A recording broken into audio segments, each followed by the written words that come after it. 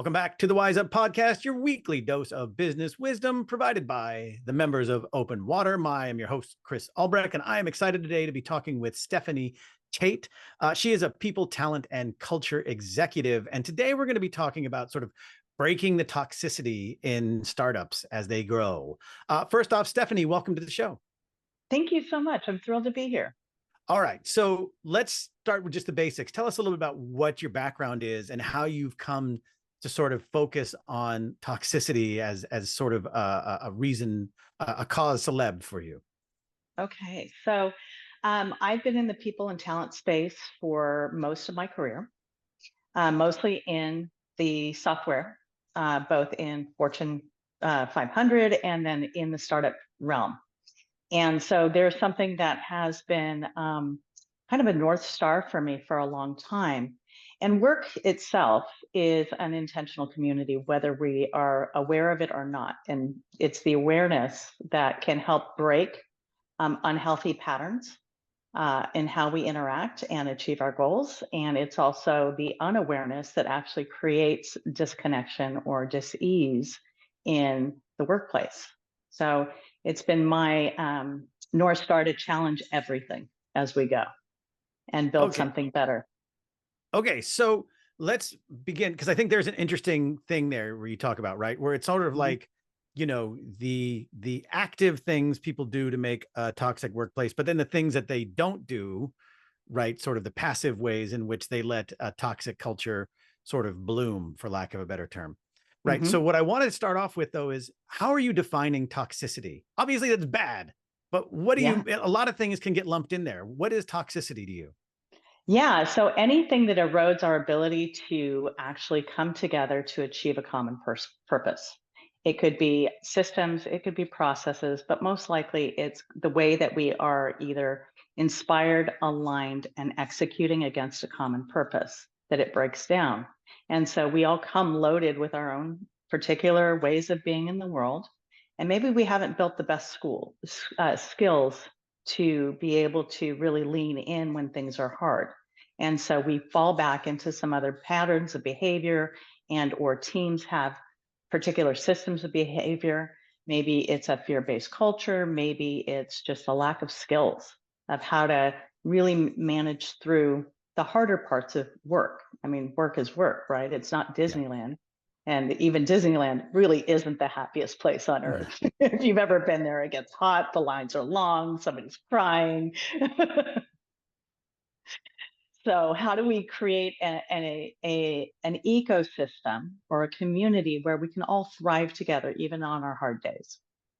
Okay, so let's get a little more specific, right? Like you've said a lot of things in there, but how would toxicity sort of manifest itself? Is it just in sort of passive aggressive non-invites to meetings? Is it outright like ridiculous work demands, or just all of the above? Like, what are some of the ways you've seen it sort of manifest? Yeah, so I've seen it in all of the above. So really, one of the places I really like to start is around what do we value, right? And so, Chris, if I ask you to think back to your best job, it probably had some things that aligned with your personal value systems, both your internal and your external values. And it allowed you to actually come to the table in a way that you felt safe to speak up, to actually engage, even when you didn't agree, and to be able to lean into the harder work to get the work done together. You felt safe, right? So Google did us a really good favor back in 2015. They invested the money to figure out what created the highest performing teams. And they were even surprised by their own research, right? It's psychological safety. Psychological safety has some components to it and really at the end of the day is that we know how to come together, to collaborate, and we know what we're working on. So when I think about it, it's not just what we're doing, but how we're doing it together. And that usually starts at the very top level. So I'll talk about a personal experience where I came into a startup. It was established and we weren't really achieving. Super nice people that liked each other a lot, but we couldn't quite seem to get things done. And so in the diagnosis of it, it was like, well, at the leadership level, we weren't aligned. So we had to do the hard work about how are we aligned. Now, the good news is that our value systems were something that we did hold each other accountable to. So oftentimes I see companies where the values are just, words on a wall. We value, transparency. Yeah. We value, innovation. And then nothing is really done about that. So it really starts at the top, and it also starts at the bottom. If the leadership team is aligned around a common purpose, and they're starting to actually feed that down into how do we work together, what we're doing, how we're doing it together, all the way down through the organization, and then all the way up and all the way across, pretty amazing things can happen. That also means that you have to be able to feel comfortable to give feedback, to give criticism in a safe way, and that leadership team is going to hear it. They're going to take action on it, that they're actually going to take and be very clear about the things that they're not going to take action on, because things can't always happen, right? Businesses has priorities. There are stakeholders, there are sometimes shareholders or customers that you have to respond to. And that have to start cultivating. I mean, I guess you don't have to do anything. I just caught myself saying a word that I actually don't believe in, but I find it beneficial if you have created an environment that embraces healthy conflict.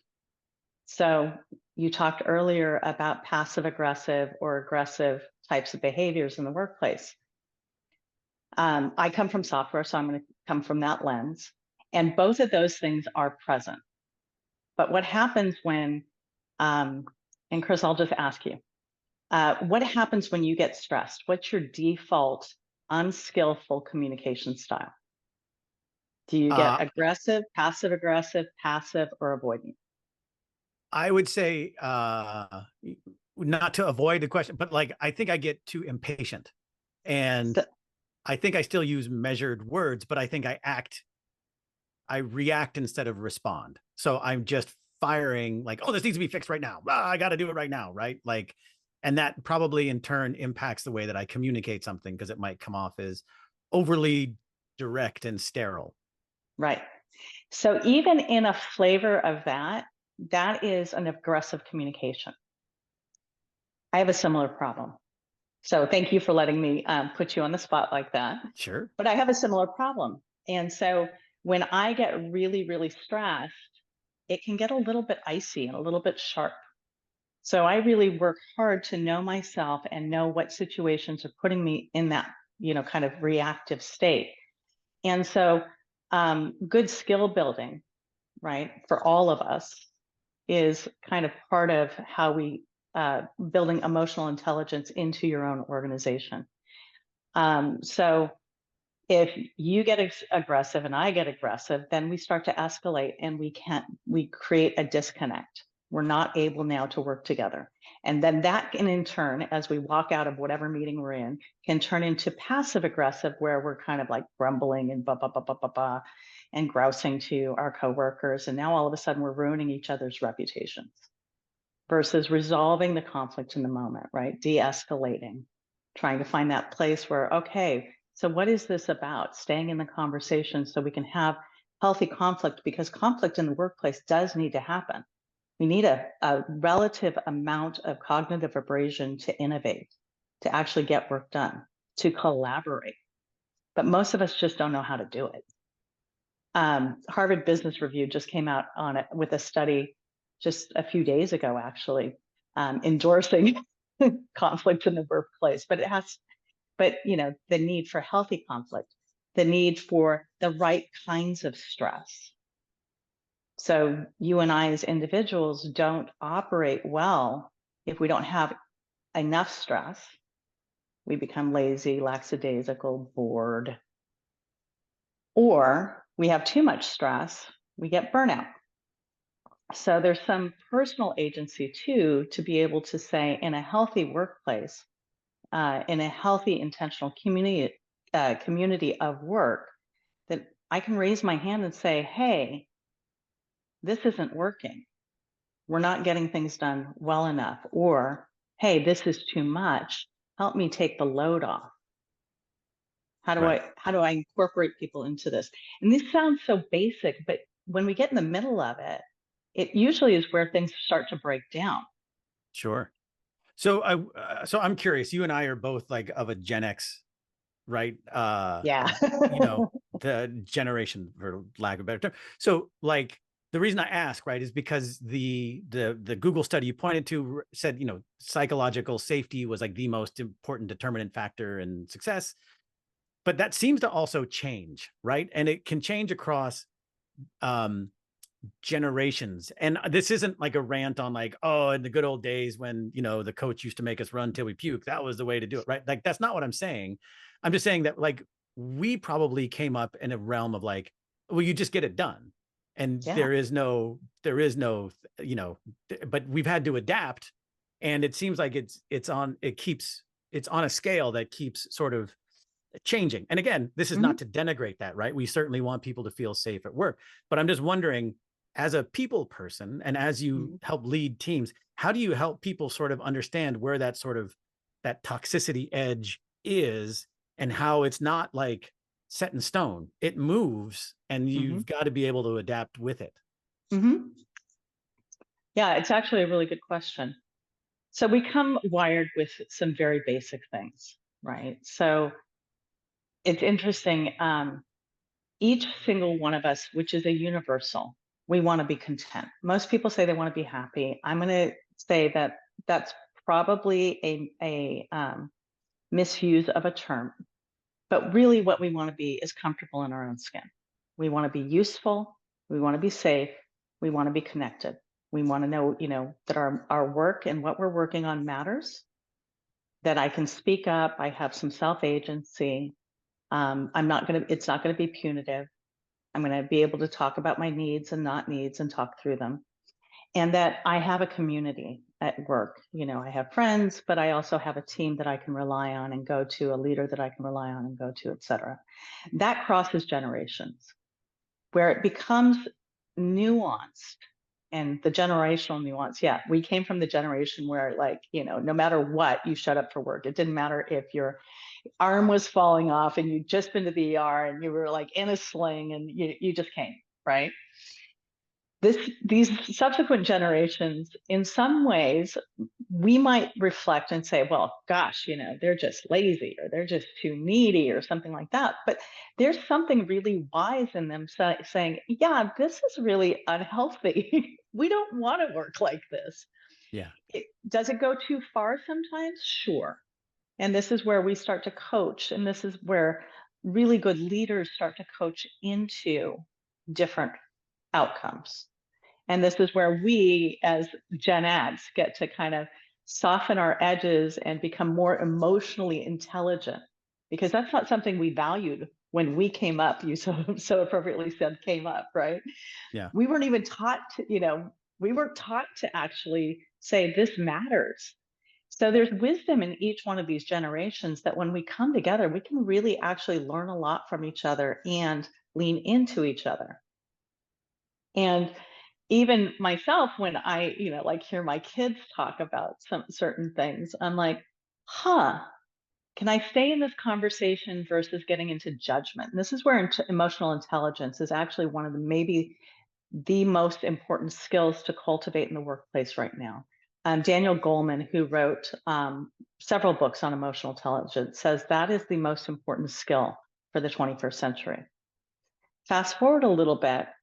Another book that came out, and I think it was the best book that I read last year, is called Tomorrow Mind, and it's by Gabriella Rosen Kellerman and Marty, whose last name I cannot recall right now. He's an organizational psychologist.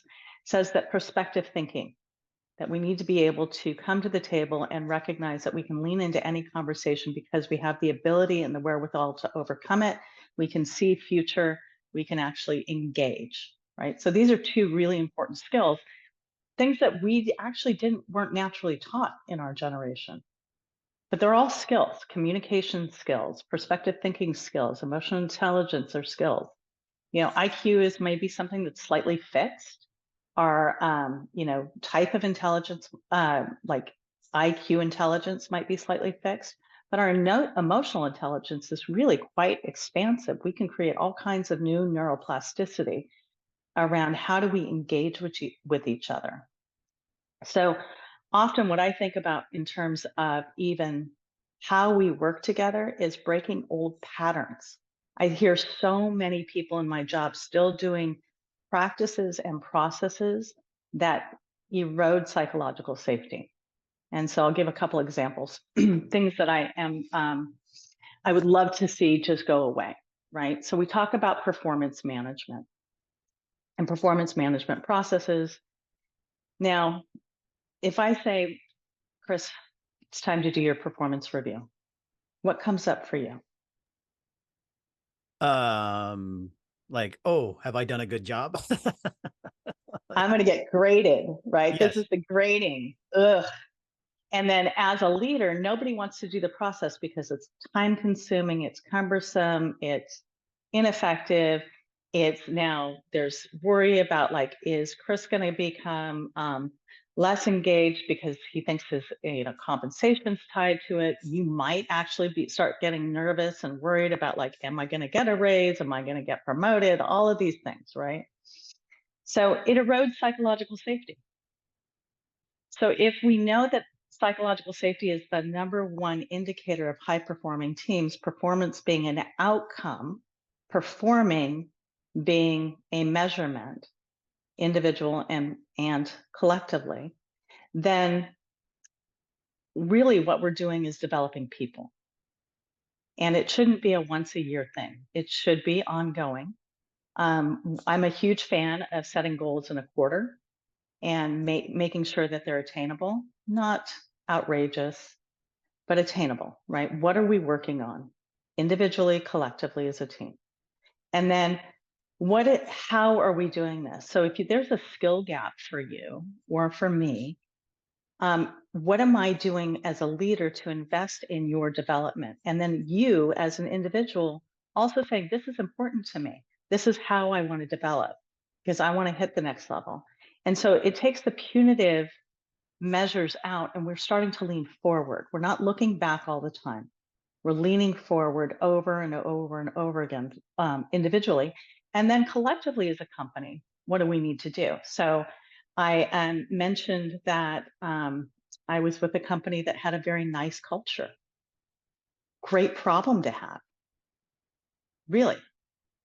So much better than having a bunch of jerks, right? Like, but that didn't mean that they were kind.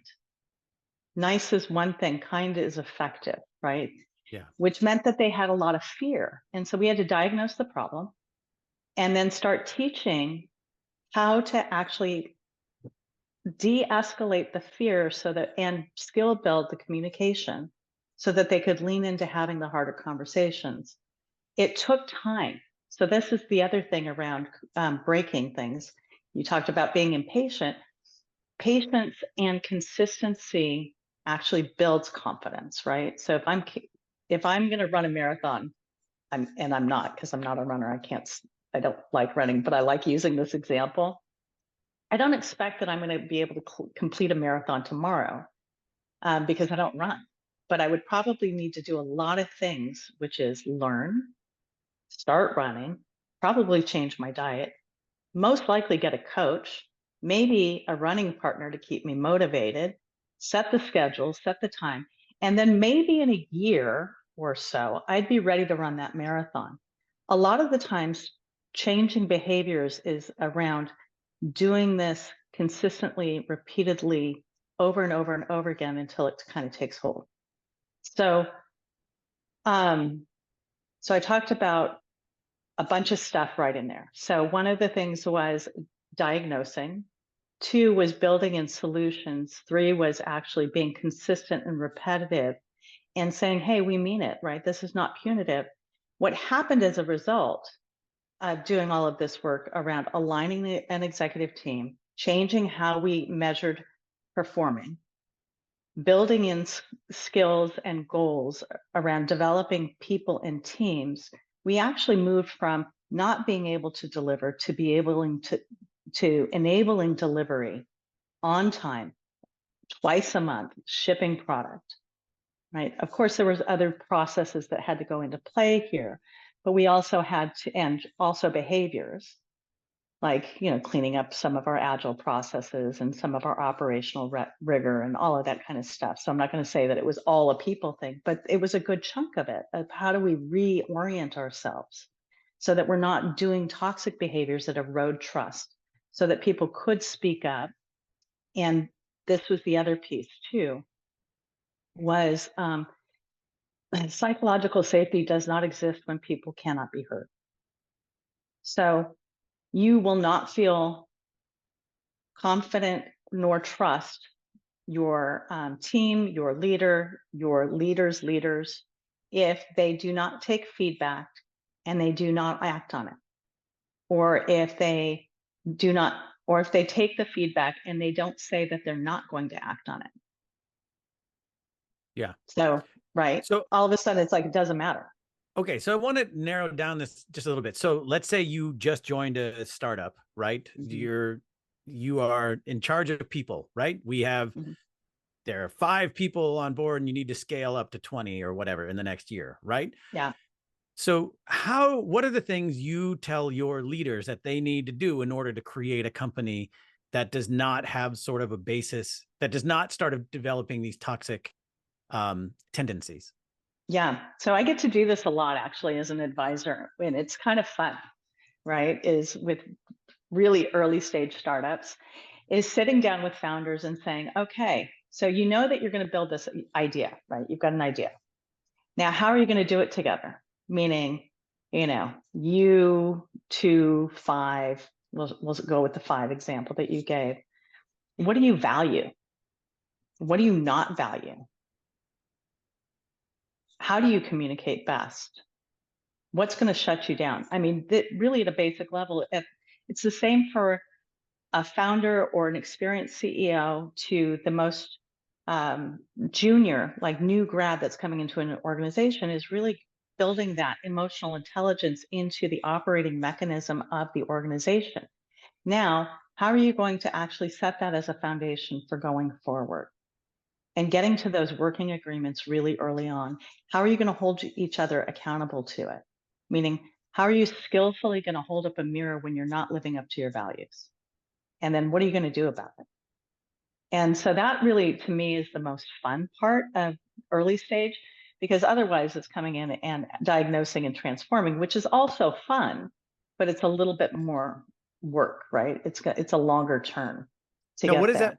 what does that mean for, like, are you saying that, do you have people set up like half a day where you go through this? Like, what is sort Hmm. of the boots on the ground tactical way in which you sort of get this done? Yeah, it is a workshop. It's usually a half a day. It's either an on-site or off-site. We're now in distributed teams for the most part, so it's usually bringing them together in one room for a half a day. And honestly, I think no matter what size your company is, it's a good operating mechanism to actually do at least once a quarter to retool, whether it's a half a day, a full day. If you're small enough, you can do a whole company. If you're big, it's divisions, right? So making sure that you're kind of really coming back together and retooling about what are we doing for the next quarter and how are we doing it and what do we need to actually fine tune and or tweak. So if we're seeing, I'll go back to your earlier example. If we're seeing a lot of back channeling in Slack and or Tandem, if you've got developers, then how do we address the passive aggressive culture that's dividing the teams, right? That's creating toxicity so that we can get back to what we're doing and how we're doing it together in a very constructive way. Not in a punitive, again, punitive erodes psychological safety, right? If anybody feels punished, reprimanded, diminished in some way. So, how are we doing this in a way that feels like I'm inviting you to this table together? We have a problem. You and I are sitting on the same side of the table, objectively looking at how do we solve this problem together? Because if it's a you versus me, then of course that's going to take us longer to get to any kind of connection. Yeah. So I want to flip that now. right? Yep. So we talked about what do leaders do, but as you are scaling, right, Hmm. what are the things you tell employees, or how do you set up systems for new employees so that they are in line with sort of the overall mission of the company, but then also don't bring in their own, their toxicity or whatever, right? Like, or to make sure that even though you're hiring a bunch of people at once, you don't lose sight of that, or let me rephrase that actually, which is what's the employee's responsibility? How do you communicate that so that they are not only creating a safe place for themselves, but for the rest of their teammates as well? Yeah. So part of it's in the interview process, right? So screening and asking the right questions. And then the next piece is an onboarding. So there's a co-ownership for onboarding. And there's an ownership for an individual about your own career. We are the masters of our own destiny in some ways, right? We're subject to the terms and conditions of our employer, but meaning that I have agency about whether I'm going to show up and be my best self today, or if I'm going to have um, the internal wherewithal to say, "Hey, I'm not feeling my best self, and I'm not going to show up in a jerk behavior," or to say, "Hey, I need help building this skill." So these are this is kind of a thing. I'm a huge fan of 90 days to highly functioning employees, meaning that as an individual, you know very clearly what's expected of you to learn in the first 90 days. And that's both the functions of your job and how the team operates, and then go, right? And then we measure along the way. And on the flip side, the manager or the people leader, not even a big fan of the term manager, so I'm not sure why I said it. But the people leader should be really connecting on a very regular basis, making sure that that person is integrating with the team. What are we doing? How are we doing it together? Checking in regularly on both sides to make sure that you're setting the foundation for a really great working agreement. Working agreements are really the foundation for how we get things done. And I'll give an example, my own personal example. My last job, before I even started, I said to him, I said, "What's it like, when you're mad? How do you like to receive feedback?" It was on my agency to understand what he needs to be staying in the conversation or staying in the working agreement. And when I had my own commitment, okay, so would it work for you if I approach you this way? Now, how that ended up turning out was it's not that he and I agreed on everything. In fact, we would both get to a point if I disagreed. I would say, okay, why don't we just sit with this for a while? And I'll come back to you in 2 weeks on the same topic. And I would come back on the date that I specified because I needed to be in integrity, right? Integrity of word, to say, I'm coming back to this. Has your answer changed at all now that you've had time to digest this information? If the answer is no, great, okay, cool. I'm going to accept that. But we never felt, well, I can't speak for him, but I can speak for myself. Never once felt that we were disconnected as a result of disagreement. Yeah. Yeah. What if I'm a Scorpio and astrologically compelled to seek revenge? Is that allowed? No, just kidding. I'm so sorry. I've got the world's biggest laugh. um, No, I'm just, we're talking a lot about toxicity. So, I think that there's actually on the other end yeah, of that, right? Like, yeah. whereas workplaces are more complex in the ways we view toxicity and safety, that's also in the other thing, right? Like there used to be the idea of, forced fun. And I don't know as a people leader anymore, like, how do you create fun in a workplace that is still psychologically safe for everybody, right? Does that Mhm. make sense, right? Like it seems like on the other end of that spectrum, you can have as equally as many things that you need to think about. Oh, for sure. It gets so complicated, right? Because we all come with our own, and I love the fact that you kind of went with the thing, right? Like a thing that does happen. It does happen, right? But really, what it gets to is our core beliefs.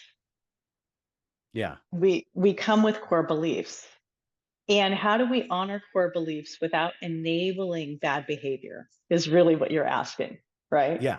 Yeah. So I never want anybody to think that their core beliefs are ridiculous. And so, again, that's an education piece. How do we acknowledge people when they're feeling very strongly about something? Whether it's astrologically, whether it's a religious belief, whether it's a political belief, which is a hotbed right now, is that we're acknowledging the whole person, and we're still saying, hey, here's our working agreements, and there's the working agreements that we have agreed to. And so can we put that aside? And these are the behaviors that we reward in the workplace, or we encourage in the workplace. Revenge is not one of them. Well, my coworkers are in for a real treat. No, so, all right. So as we sort of wind down here, what I want to ask Yeah. you is like, what are like 3 things that you, when you're advising somebody, right? Like just, and these are top level, right? Like I want people to be able to engage your services and find out, get the full benefit of this, right? But if a company is just starting out, like the thing that I think about, right, is I interviewed a startup years ago, and the CEO was very adamant that he interview everybody coming in because he wanted to maintain the culture. And that was really important. And he knew that that created bottlenecks, but this was really important to him. And what I guess I'm wondering is like, getting back to sort of the scaling issue, or, you're creating a company, what are like 3 things that you advise people to say, like, okay, here's how you create a company that is psychologically safe for the leaders and for the employees, from the outset, right? Because you fish rots from the head, right? So if the leader's on our board with creating sort of a toxic free culture, then that sort of seeps in on down the line, right? So I'm curious as to what are some really basic things people should know? What are some things that people should engage with to start doing this? Yeah. Well, I have a comment, an initial judgment and reaction about the CEO who had to interview everybody, is that he lacked trust in his people. Okay, fair. Right. And he didn't take the time to either train and or empower those people. So he was never going to have a psychologically safe workplace. So part of that is that we feel like we have agency on both sides. Trust is so important. So how are you going to build that from the ground up? You're going to come together. You're going to talk about what are your, what's the mission? What do we value? How are we going to get it done? How are we going to hold each other accountable to it in a very skillful way? How are we going to enable the right amount of cognitive abrasion? And what processes and practices and programs do we need in place to make sure that we can actually accomplish all of this together? I like the term cognitive abrasion. I'm assuming that means like arguing in a very respectful way. Yep. That's Cognitive. exactly what that's right. I am not argumentative. I am cognitively abrasive. I am the lava soap of cognition. Well, Stephanie, this has been a really insightful thought. Thank you for your time and your expertise. Stephanie Tate, you are a people talent and executive, or people talent and culture executive and advisor. If people wanted to follow up with you, what's the best place to do that? LinkedIn's great. Stephanie Tate on LinkedIn. Excellent. Stephanie, thank you so much for your time today. Thanks for having me.